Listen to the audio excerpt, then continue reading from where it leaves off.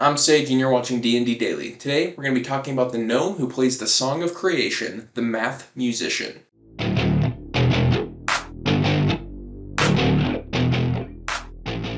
In order to play the math musician, you are going to need to be the College of Creation bard, a forest gnome, and have the Quandrix Student background. Before the sun and the moon there was the song, and its music awoke the first dawn. Its melodies so delighted the stones and trees that some of them gained a voice of their own, and now they sing too. Learn the song, students, and you can teach the mountains to sing and dance. Before the math musician was a student of Quandrix, he was a student of the Song of Creation, a teaching that all forest gnomes are encouraged to learn. The young math musician would sit in his forest and listen to the song and attempt to play it on his flute to anyone or anything that would listen. Being a forest gnome, his first successes playing this song were with animals who seemed to recognize and respond to it. When he became old enough, he took his love of education and carried it forward to Strixhaven. He loved studying there and found it difficult to choose a school. However, he found too much beauty in Quandrix's view of substance, a view that sees math in the very fabric of the universe. This view was seen through the lens of the Song of Creation, and he believed that in the Song of Creation were mathematical truths. Thus, he found his place among Quandrix's theory of substance and carries that with him as he explores the world to hear as many of the notes of the Song of Creation before he passes on.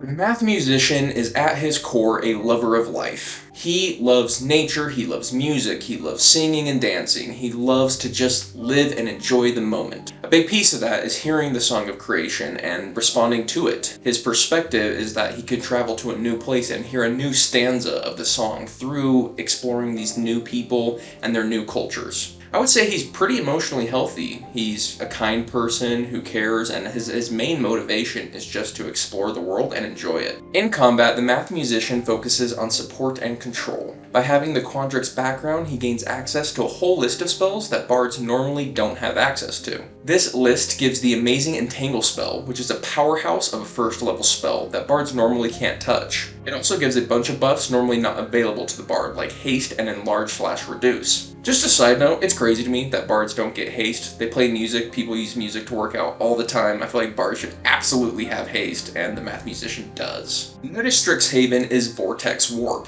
a second level spell normally not available to bards. Vortex Warp is an insanely versatile spell that allows the math musician to put his allies anywhere he wants, in or out of trouble, with excellent precision. I personally believe this is one of the most powerful and versatile spells in the game, and you won't regret taking it. He also has everything a bard normally gets, so all the bard staples are there. Casting powerful bard spells and giving out inspiration, which is made better by the College of Creation subclass, is something he'll be doing on the norm. Also from his subclass, he gains the ability to make an item into a combat ally at level 6. Summons are flexible and can fulfill multiple roles as attackers, defenders, control. They're pretty great and they should be used often. No matter what kind of combat you decide to focus on, I love the flavor of him playing notes from the Song of Creation and having all sorts of things happen. Objects come to life, plants burst from the ground, allies warp from one place to another with the air around them rippling. I just like the rhythm of him playing things into existence, and that visual I think is really,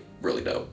Out of combat, we gain more support than most bards have. We gain access to the guidance cantrip with our free feat, an amazing cantrip to be sure, and especially great for bards. Give them a little tune on your flute and pip pip, they are feeling really guided and ready to go. Aura of Vitality is a premium out of combat heal, healing 20d6 for a single 3rd level spell. We're lucky to get it from the Quandrix spell list. This combined with the Song of Rest makes him a fantastic out of combat healer. He can speak to animals and possibly convince them to scout for him or do other small odd jobs. I would of course flavor this through his flute, playing to them as opposed to speaking to them directly. Vortex Warp can be as useful out of combat as it can in combat. Getting across difficult terrain or using it to gain access to infiltration opportunities such as roofs, it's really amazing and the versatility is just off the charts. By being part of the College of Creation, we can play items into existence if they are worth your bard level times 20 or lower. This encompasses a massive amount of utility items. This is an actually really amazing and I believe somewhat slept on ability. A bullseye lantern, rope, oil, a key, crowbar, portable ram, a block and tackle, are just a few of the long list of items that can come in handy but you don't necessarily want to drag around with you all the time. And again, any other bard options are available here, like the enhanced ability to give your allies advantage on skill checks and his ability to act as the face of the party if needed. During the math musician's downtime, I see him as kind of a half bard, half druid. He loves life, he loves spreading joy, so he's going to be playing to animals. He's going to be fluting plants into existence using his druidcraft cantrip that he gets with his free feed from his background, which I like for the flavor.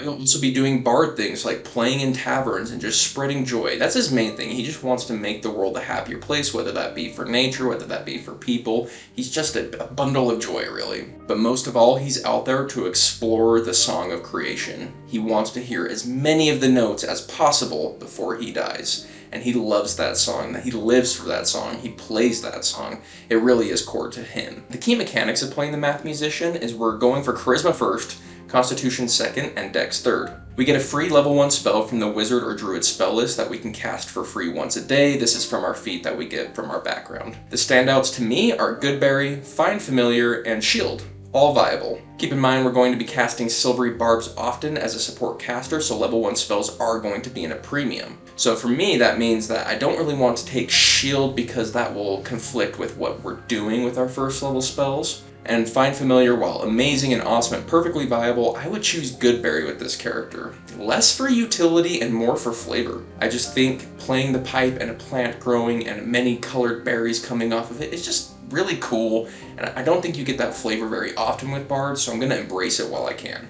Said before, but worth noting again, is that all the spells from the Strixhaven spell list, besides one, are not accessible by bards. We have a major increase in versatility, but all that versatility must be weighed against what bards already have. We still have to choose what spells we know, so by picking a Strixhaven spell, we're giving up a bard spell. So we can't have our cake and eat it too, we need to make some hard decisions here. By being a gnome, he also gains access to the Minor Illusion cantrip for free, and has advantage on all of his mental saves against magic saving throws. The weaknesses of playing the math musician: unless you pick up Shield as your free spell, bards are notoriously squishy. They lack the defensive options of other full casters, and positioning and defense are important to consider. He is poor in close quarters combat, and he gives great mobility, but he has surprisingly low mobility himself. He lacks options like Misty Step to teleport away from a grapple, so grapples can be quite deadly for him, so keep that in mind. Because the drama with the math musician is so low, he would fit in as a jovial side character who is just enjoying life. Playing music and spreading joy and wisdom. I can see him as a shopkeeper, something very sidelined. You would find a good place as a mentor character or someone close to the party, a friend, a confidant, and so on. Thus, he would actually work quite well as a knife to use against your party, because any trouble he's in, he's just such a nice guy that how can the party not go to rescue him? For me, the keynote of playing the math musician is the celebration of music as a life force. Hitting the balance between a druid and a bard with a little wizard thrown in there, I think is kind of a cool, unique playstyle. How would you use the math musician in one of your games? What would you do to make them better or more flavorful? Let us know in the comments down below. We are D&D Daily. We release new D&D content every single day, so if that's something you're going to be interested in, go ahead and hit the subscribe button, and we'll see you tomorrow. Later!